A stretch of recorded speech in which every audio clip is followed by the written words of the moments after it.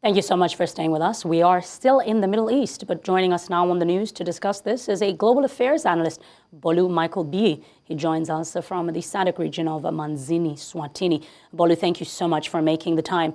Now, Iran's president apologized. We saw the apology to neighboring countries, but missiles were intercepted in Qatar. How does this reflect Iran's regional strategy, and what might neighboring nations do in response? All right, thank you very much for having me. Iran needed to apologize because each missile that goes into neighboring countries is a violation of their territorial integrity. They've targeted Jordan, Kuwait, Bahrain, Qatar, Saudi Arabia, and, practically the entire neighboring countries within the region. If they all decide to rain on Iran, Iran would not have the capacity to handle them. So they needed to apologize. To me, it feels it's a contradiction because we're apologizing and at the same time sending missiles into the country. They've launched roughly 11% of its total missiles, artillery, about 46 of them, just in Qatar alone. They can't apologize and then be reloading and sending missiles into this country. So I feel that the Gulf Cooperation Council, the GCC, needs to get involved. We need to convene an emergency session to kind of formalize a joint missile interception protocol and draw a red line for Iran so that any violation of that red line will trigger certain processes and maybe sanctions against Iran. They need to protect the region. They need to protect civilians. These missiles have been targeting not just military bases, but civilians as well. You can't be killing my citizens and you expect me not to talk. As a president and leader of the country, definitely their primary duty is to secure the lives and properties of their citizens. And the GCC must come together, develop a system to ensure that each country takes care of their people.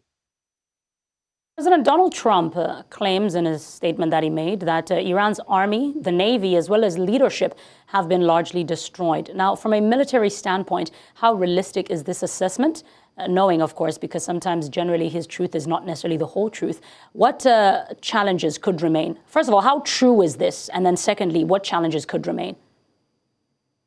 Okay, I think it's partly true. It's true that, Iran's military structure, architecture has kind of weakened, but it's not, I think he exaggerated to an extent. The such political statement is quite usually very different from what's going on the battlefield. It's different from the reality in battlefield. They are two different things. So Trump saying that, the Air Force is gone, the air defense is partly is destroyed and all that. But we're still seeing Iran firing missiles at the same time that the President Trump was speaking. So it's just about 60% of Iran's forces gone, but the 40% is still there. They're still firing these missiles. So it's partly true. It's not entirely true. And that's Iran still has that capacity because their military structure is very decentralized. Mm-hmm. It's not structured.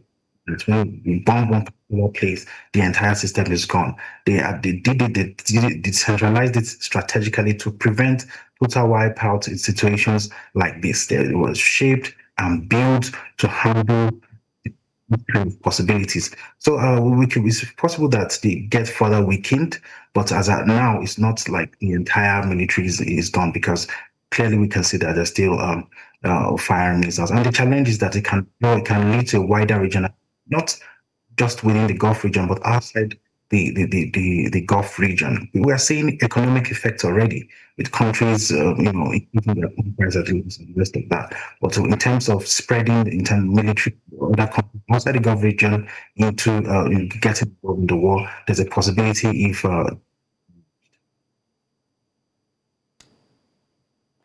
Michael, now let's look at Israel, who has, at this current present, confirmed strikes on Iran and missile activity reported nearby. How close is the Middle East to a wider conflict, and what could trigger this escalation? Okay, the Middle East, I think, is not approaching a wider conflict. I feel they're already in one because practically all the countries in that region have been targeted, affected in some way. Air flights, the airspace is practically closed right now, from Azerbaijan to Cyprus, Iraq, Lebanon, Kuwait, Jordan, name it, they've all been affected. So I say the wider regional conflict is ongoing.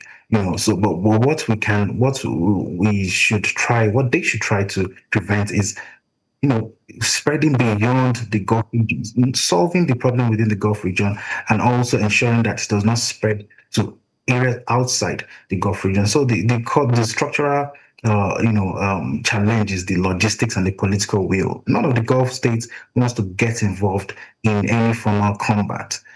So they are just absorbing the strikes, but they're not retaliating. They don't want to have anything to do with the USA as well. So I feel it's high time the UN Security Council, they kind of they should get involved and have this conversation, especially UK and France. They must do an assessment within in the next few days of the humanitarian crisis going on there and try to push for a humanitarian ceasefire in Lebanon, just as a circuit breaker. I think Michael, you said something.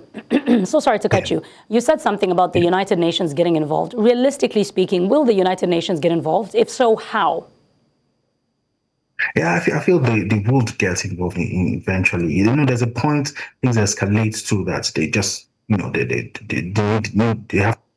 If not, they're not doing their job, and there wouldn't be a need for a security council. But the first step they need to do is to convene a meeting. Come together, have this conversation, assess the humanitarian crisis on the ground, and also how measures to de-escalate. One of them is to immediately push for a 24-hour humanitarian ceasefire in Lebanon specifically, just as a circuit breaker. So they can get involved. The first step is for them to convene.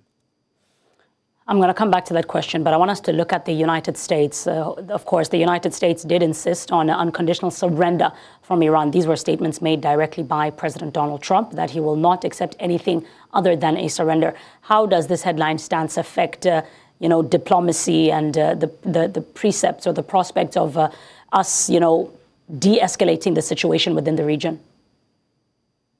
All right. See, the unconditional surrender is not a negotiation position. It's basically eliminating the negotiation itself. So when the president removes all off ramps, they're forcing the other side to sit at the table. No, they must be willing.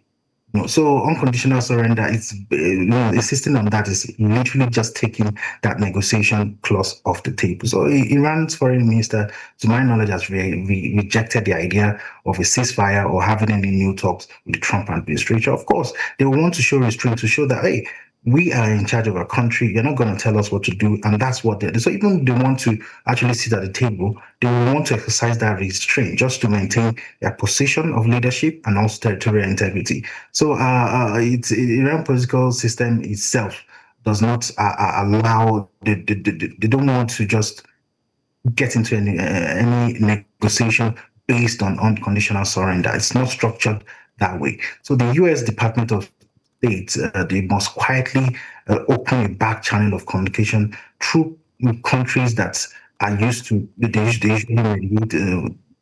mediate with. For example, Oman. Oman is one of the countries that has historically served as a diplomatic intermediary between Iran and US. They can Oman to ensure that they can have some level of negotiation, and also having specific targets for a succession process.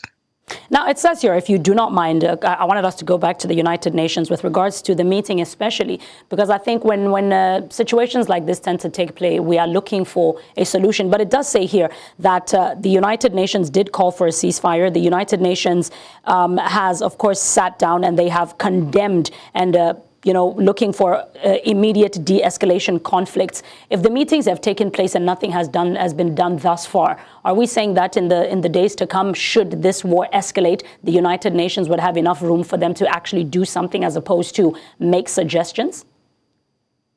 Well, I mean, if we look at the playbook and the pattern, they just, this is what they do. They just reject, they condemn, they sit down, they talk, but no real action. I feel the UN, they kind of wait for things to really get so bad before they actually intervene in practice. But they should learn from the action in history that has not really paid off or yielded any substantial result. I feel from the get-go, they should get involved and stop saying, "Oh, we condemn, we call."